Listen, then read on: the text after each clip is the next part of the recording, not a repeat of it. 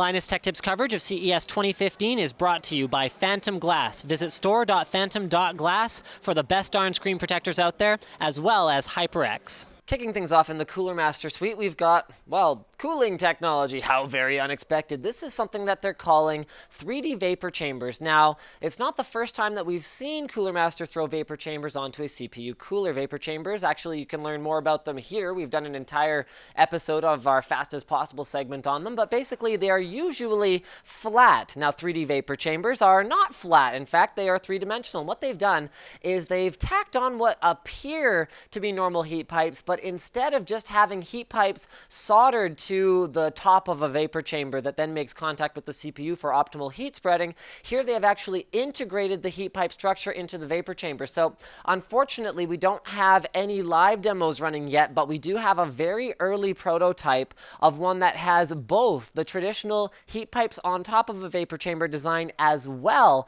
as 3D vapor chambers running up through the heatsink fins, and we can be expecting to see a little bit more about this technology around the Computex timeframe. But the really revolutionary technology, in that it spins, see, haha, it's a joke about cooling, is right here. And this is from a partner of Cooler Masters called CoolerChip.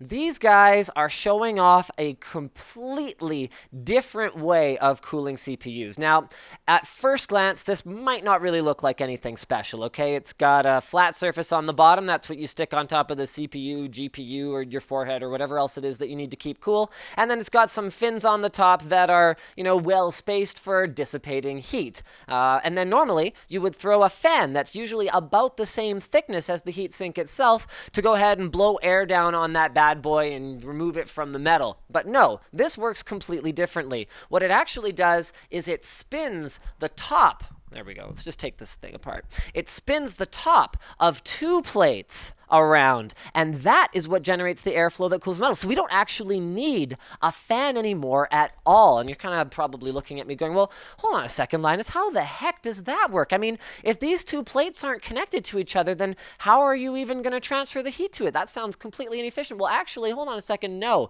because with precise enough manufacturing, they can actually make these interlocking grooves between these plates be so close to each other that even as they're spinning around, heat transfer is basically unimpeded. Now, this isn't the first time that I've heard of this technology, although I have to admit, with my skepticism hat on, I wasn't convinced necessarily that it was ever going to make it to a cost-effective sort of retail-type product, because the Sandia cooler YouTube video that has over 500,000 views has been out there for a couple years now, but this is the first time I've seen it actually working, and they do have it actually working. So that one doesn't work. That one you can take apart just for demos, but normally they would actually be fixed in place so that even dropping the unit wouldn't cause it to not continue to function correctly. So here they've got a prototype. This is attached to a piece of plexi. I was not aware of that before I started.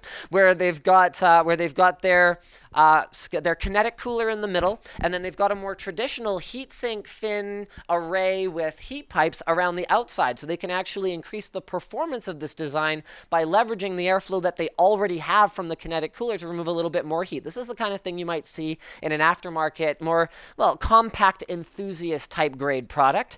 Then over here, they've got a live demo where they've got two identical heat elements, and they've got a cooler design they've been working on for quite some time for 1U server or rack mount designs. And then they've got a more traditional heatsink and fan blower design that also has to fit within that very, very low profile sort of form factor. So check this out.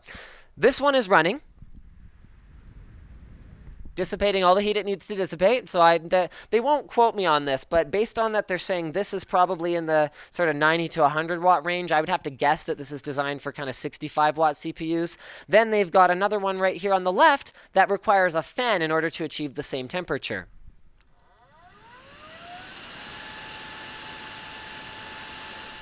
And I think we've made our point. Now, 1U coolers aren't always the quietest things in the world, but as far as showcasing the potential of the technology, I think this does a pretty good job.